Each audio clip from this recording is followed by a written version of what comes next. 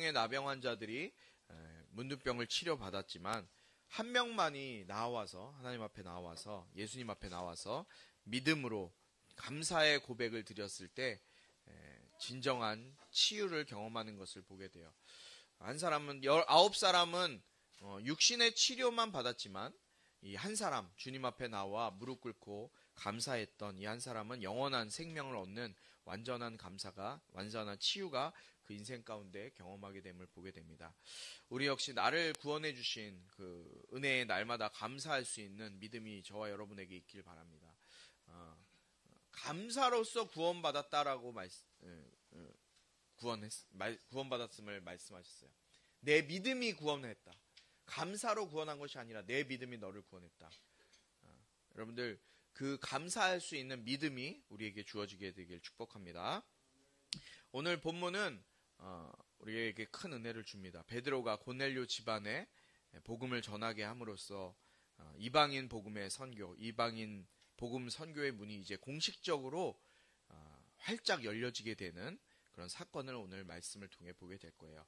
오늘 본문은 사도행전 11장 1절부터 18절까지 말씀인데 먼저 1절부터 3절까지 말씀을 읽어보도록 하겠습니다. 이 말씀은 살아계신 하나님 말씀입니다. 먼저 1절부터 3절까지 교독합니다.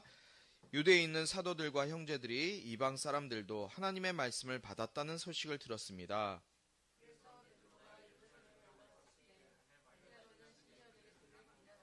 당신이 어떻게 할례 받지 않은 사람들의 집에 들어가 그들과 함께 식사를 할 수 있어? 라고 물었습니다. 아멘. 유대에 있는 사람들, 유대에 있던 사람들이 누구예요? 베드로를 제외한 나머지 11명의 사도들이죠. 그리고 그들과 함께 있었던 예루살렘 교회에 있었던 히브리파 유대인들이 베드로가 이방인이었던 고넬료, 이 백부장 고넬료의 집에 들어가서 복음을 전했다는 소식을 듣고 베드로를 비난하는 내용이 나오고 있어요. 베드로를 비난해요. 왜 비난했을까요? 3절에 보니까 말씀이 정확하게 나와 있죠.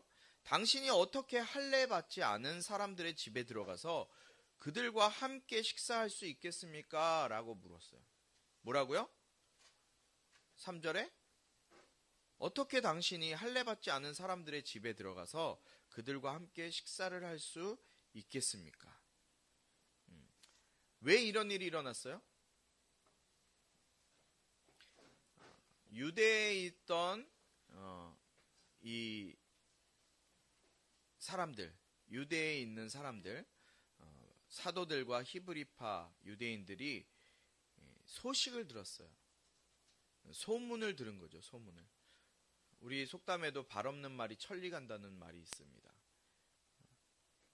그 시대에 무슨 휴대폰이나 신문이나 인터넷 이런 것들이 있었을까요? 없었죠. 그런데 이들이 벌써 소문을 들은 거예요. 지금도 카더라 뉴스가 참 많이 있어요. 카더라 통신이라고 하죠. 카더라 때문에 이 사회가 얼마나 혼란스럽고 문제가 많이 일어납니까? 그래서 요즘 자주 사용되는 말 중에 하나가 팩트체크예요. 팩트체크. 이 사실 확인이 불분명한 시대를 살아가고 있는데 그때 당시에서도 팩트체크가 되어지지 않은 부분들을 보게 돼요. 소문을 듣고 비난한 거예요. 지금 예루살렘에 있던 다른 사도들 또 성도들 예루살렘 교회 성도들이 베드로를 비난하고 나선 거예요. 소문만 듣고. 당시 유대인들 의식 속에는 어떤 의식이 있었어요?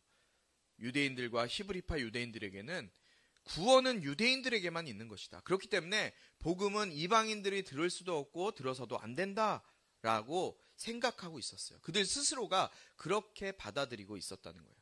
어려운 일이었어요.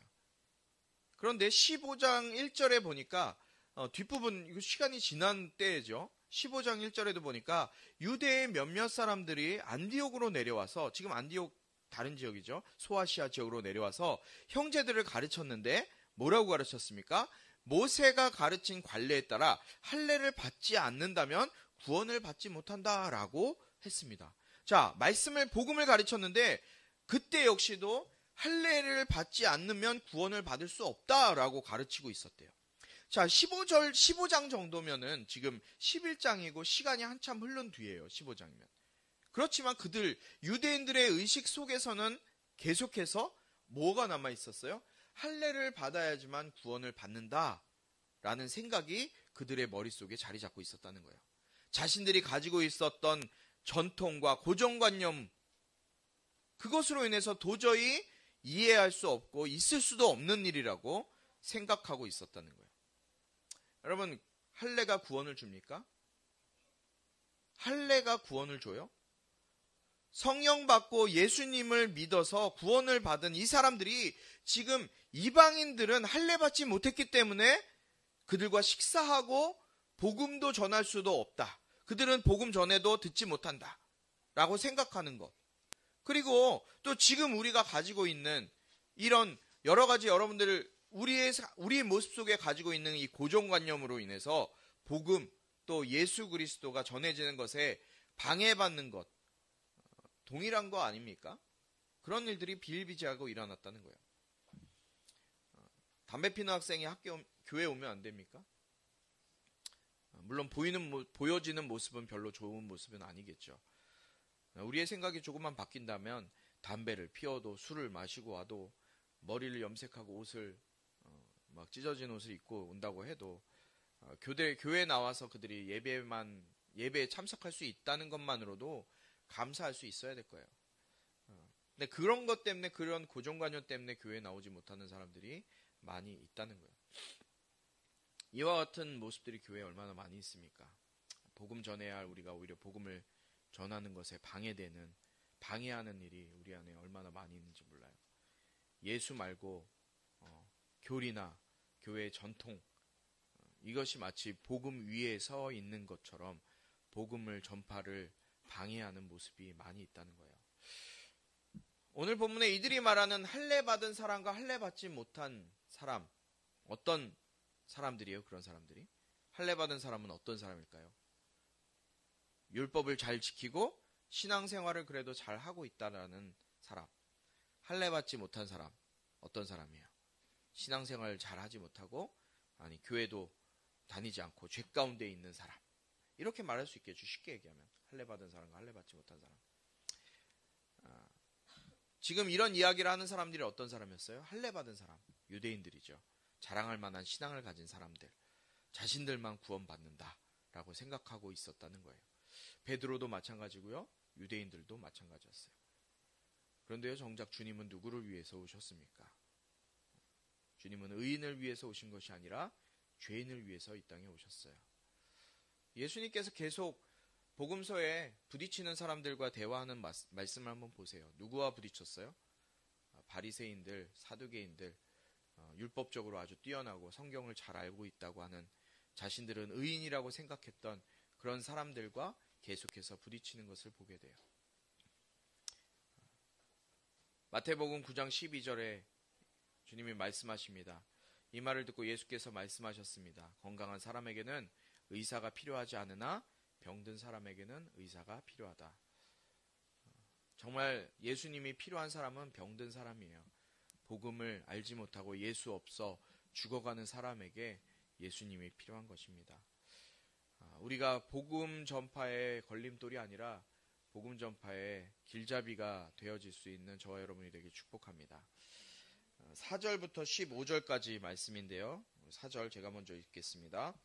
베드로가 입을 열어 그 일의 자초지종을 차근차근 설명하기 시작했습니다.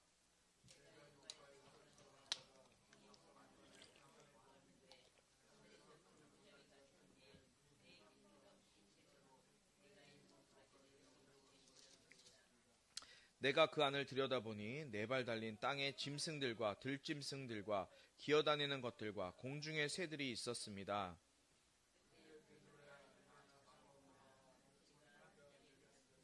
그러나 나는 말도 안 됩니다. 주님, 불결하거나 더러운 것은 한 번도 제 입에 들어간 적이 없습니다. 라고 대답했습니다.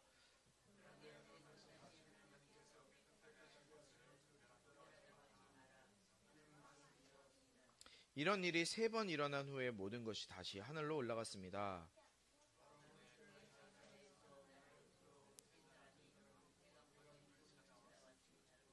그리고 성령께서 그들과 함께 가기를 주저하지 말라고 내게 말씀하셨습니다. 여기 있는 이 6명의 형제들도 나와 함께 고넬료의 집으로 들어갔습니다.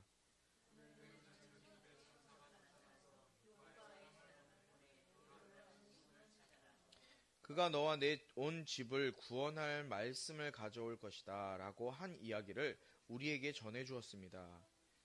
내가 한 말을 시작하자 성령이 처음 우리에게 내려오신 것처럼 그들에게도 내려오셨습니다. 아멘. 4절 말씀에 보니까 베드로가 입을 열어서 그 일의 자초지종을 차근차근 설명하기 시작했어요. 여러분, 베드로가 지금 어떤 일을 경험했어요? 베드로가 어떤 일을 경험했어요? 지금 자기 시간을 쪼개서 요빠에 가서 복음을 전하고 왔어요. 요빠에서 가이사라라는 지역까지 가서 복음을 전하고 왔다고요. 시간과 물질을 들여서 자기가 열심으로 복음 전하고 예수 전하고 왔는데 자기를 향해서 고맙다고 잘했다고 수고했다고 해주면 고마울지 모르겠지만 오히려 자기가 복음 전하고 왔는데 비난하고 당신 거기 왜 갔다 왔어? 교회 지켜야지. 거기 뭐하러 간 거야? 이 비난을 하고 있던 거예요. 저 같았으면 화 되게 났을 것 같아요. 그런데 베드로는 화내지 않았어요. 화가 났을 텐데 4절 말씀해 보니까 자초지종을 차근차근 설명하기 시작했대요. 대단한 것 같아요. 이게 성령 충만한 사람의 모습이 여기 그대로 드러나고 있죠. 저는 그렇지 못할 때가 많이 있습니다. 화가 났을 때 화를 내고 성질 부리는 것이 아니라 베드로는 차근차근 설명하는 모습을 보게 돼요. 여러분, 화가 났을 때 화를 내지 말고 차근차근 설명할 수 있게 되길 바랍니다. 베드로와 같이 성령 충만하여 차근차근 설명할 수 있는 사람, 성령 충만한 사람의 하나의 모습인 줄을 믿습니다. 베드로가 그렇게 설명을 하게 돼요. 하나하나 설명을 해요. 차근차근히. 무엇을 설명해요? 요빠에서 베드로가 기도하고 있을 때 환상을 보았어.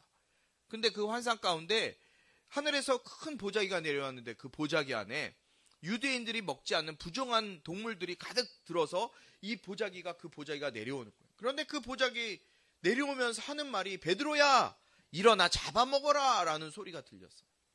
그 이야기를 하는 거예요. 그런데 8절에 보니까 뭐라고 되어 있습니까? 8절 그러나 나는 말도 안 됩니다. 주님, 불결하거나 더러운 것은 한 번도 제 입에 들어간 적이 없습니다 라고 대답했어요. 베드로가 이렇게 대답한 거예요. 그런데 똑같은 일이 3번이나 동일하게 일어난 다음에 환상에서 베드로가 깨게 돼요. 일어나게 돼요. 여러분, 이 부분이 중요해요. 베드로에게도 이런 의식이 계속해서 있었다는 거예요.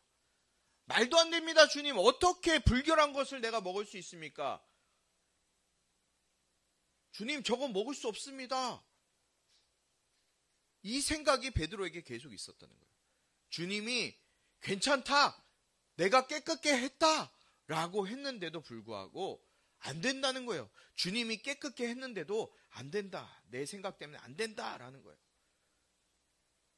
베드로의 의식 가운데 이런 의식이 있었기 때문에, 이런 고정관념이 있었기 때문에 주님께서는 베드로뿐만 아니라 그 유대인들, 사도들의 의식, 고정관념을 깨버리시기 위해서 베드로에게 환상 중에 이 말씀을 하신 거예요. 3번이나. 내가 깨끗하다고 했는데 네가 뭔데 더럽다고 하냐? 하나님이 말씀하시는 거예요. 11절에 뭐라고 합니까? 바로 그때 가이사랴에서 나를 부르러 온 3사람이 찾아왔고 성령께서 그들과 함께 가기를 주저하지 말라고 말씀하셨습니다. 그리고 그들을 따라서 고넬료의 집에 가게 돼요. 고넬료의 집에 가서 복음을 전했어요. 주님의 말씀에 따라서 성령님께서 복음 전하는 걸 주저하지 말라 그랬을 때 주저하지 않고 복음을 전했어요. 15절에 내가 말을 시작하자 성령이 처음 우리에게 내려오신 것처럼 그들에게도 내려오셨습니다. 할렐루야. 내가 말을 시작하자. 무슨 말을 시작한 거예요? 복음 전하는 거. 예수에 대해서 전하자 성령이 처음 우리에게 내려오신 것처럼. 언제 얘기하는 거예요? 성령이 처음 이들에게 내려오신 거. 오순절 마가의 다락방에 각 사람에게 성령이 비둘기같이 또 강한 불의 혀같이 임했던 그 성령이 지금 그들에게도 이방인 집에도 고넬료의 집에 있던 이방인들에게도 동일하게 내려오셨다는 거예요. 16절 말씀 함께 읽습니다. 시작.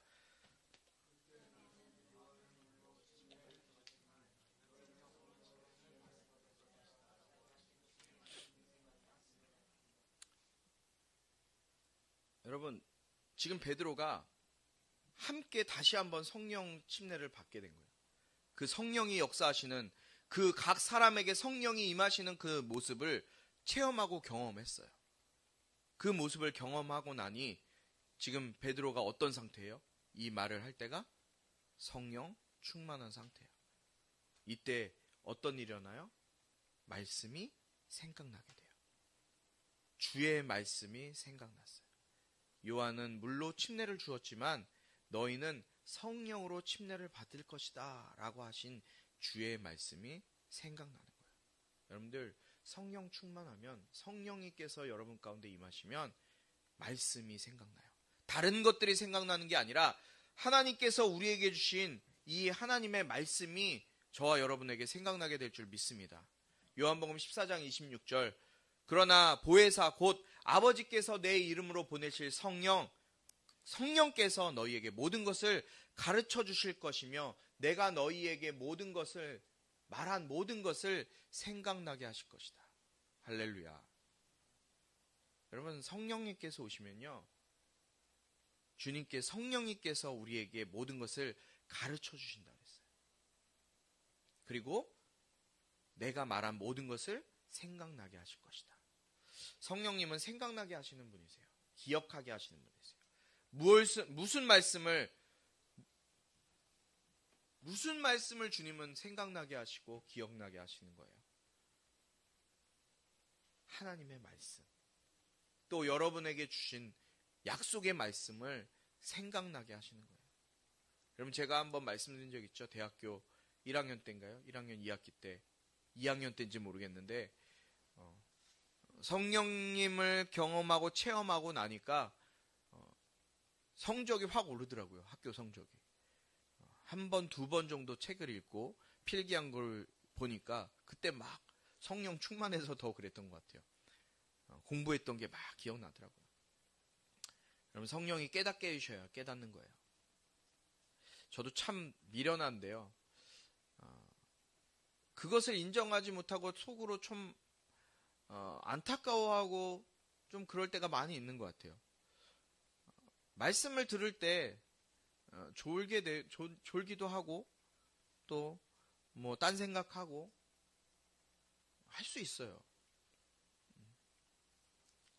그런데 성령 체험 충만하면요, 졸더라도 말씀 듣더라고요.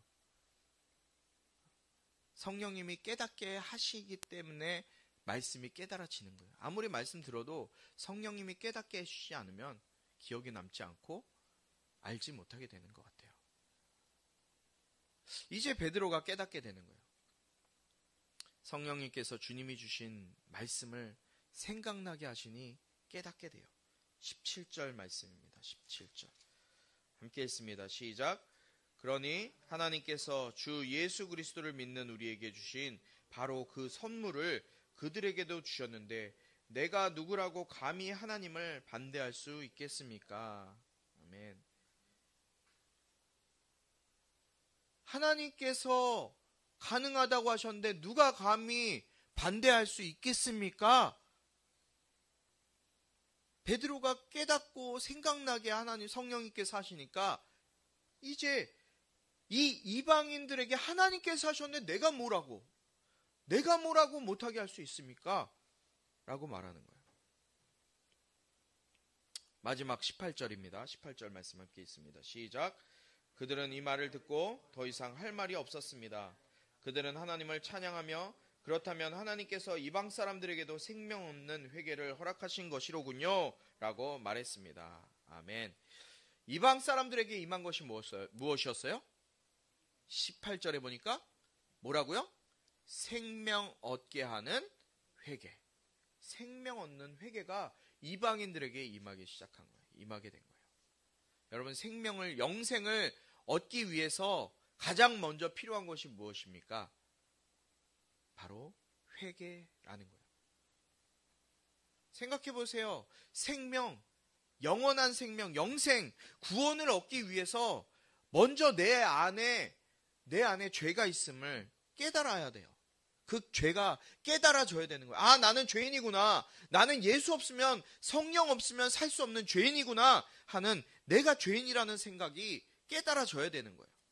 나는 영원히 죽음에 빠질 수밖에 없는 그런 죄인이지만 주님께서 나를 불쌍히 여기셔서 주님이 나를 구원해 주신 그 은혜로, 내가 그 은혜로 인해서 이제 영생 얻게 되었다는 그 사실에 내가 깊이 감사하고 회개가 내 안에서 터져 나와야 하는 거예요. 여러분, 히브리서 4장 12절 말씀, 하나님의 말씀에 어떤 능력이 있습니까? 하나님의 말씀은 살아있고 활력이 있어 좌우의 어떤 날선 어떤 것보다도 예리하고 혼과 영과 골수와 관절을 찔러 쪼개기까지 하며 또 마음과 생각을, 뜻을 판단하시느니라. 여러분, 하나님의 말씀에는 놀라운 힘이 있어요. 복음에는 하나님의 의가 나타난다 그랬어요. 하나님의 의롭게 하심으로 인해서 우리는 믿음으로 믿음에 이르게 되는 거예요. 사랑하는 우리 꿈꾸는 교회 성도 여러분, 하나님의 말씀이 우리를 살려요. 제가 여러분들을 살리는 게 아니라 하나님의 말씀이 여러분들을 살리는 거예요. 성령이 오셔서 말씀이 기억나게 하실 때, 깨닫게 하셔서 내가 죄인임을 자각하고 나를 구원하신 그 하나님, 그 주님, 그 주님의 사랑과 은혜가 깨달아져야만 내 삶 가운데, 내 인생 가운데 회개가 터져 나오고, 그 회개를 통해서 주님이 나를 믿음으로 믿음에 이르게 하시는 은혜를 경험하게 된다는 거예요. 여러분, 제가 전도하지도 않고 말씀도 읽지도 않고 여러분들에게 전도해라, 말씀 읽어라 하면 제가 복음을 가로막는 자가 되는 거예요. 쉽지 않아요, 사실. 그러나 여러분, 매일매일 말씀, 여러분들에게 주어지는 그 말씀이 여러분들을 살리는 거예요. 제가 살리는 게 아니에요. 바라기는 성령님께서 여러분들 깨닫는 은혜를 주시길 축복합니다. 지금 앞에 베드로를 비난했던 유대인들, 내가 의인이기 때문에 이방인들을 만날 수 없다, 이방인들과 함께 할 수 없다, 저들은 복음을 들어서 구원받을 수 없다라고 생각하는 이 율법주의자들 같은, 할례 받지 않은 자의 구원받을 수 없다. 여러분, 그리스도인은 회개할 수 있는 사람이어야 돼요. 의인이 아니라요, 그리스도인은 언제든 어디서든 회개할 수 있는 사람이어야 돼요. 언제든지 내가 죄인임을 깨닫고 회개할 수 있는 자예요. 자랑하는 자가 아니라, 내 신앙을, 내 의를 자랑하는 자가 아니라, 내가 할 수 없으니 예수를 바라보자, 예수를 붙들어야 살 수 있다 라는 것을 깨닫고 주님을 붙드는 자가 그리스도인이에요. 그래서 예수 이름으로 살라고 하는 거예요. 내가 할 수 없으니 예수의 이름으로 살게 하여 주옵소서. 우리 안에 얼마나 많이 쓴 뿌리들이 올라옵니까? 매일매일 삶 가운데 얼마나 많은 것들이 우리를 힘들게 합니까?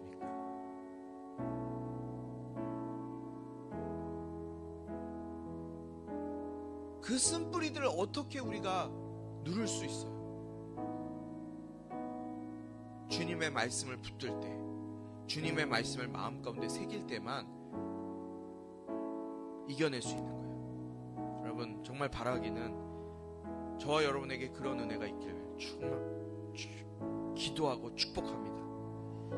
말씀을 들을 때 성령님께서 그 말씀을 여러분들 깨닫게 하시고 마음 가운데 새겨주시고 알게 하시고 회복해 하시는 그 은혜가 저와 여러분 가운데 넘쳐나길 주님의 이름으로 축복합니다.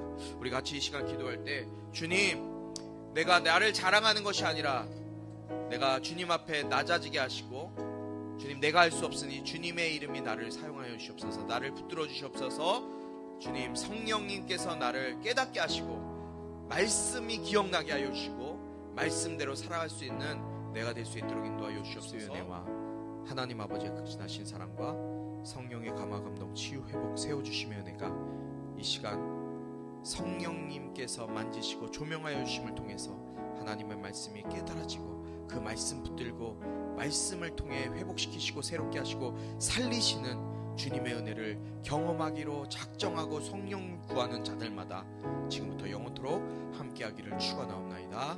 아멘.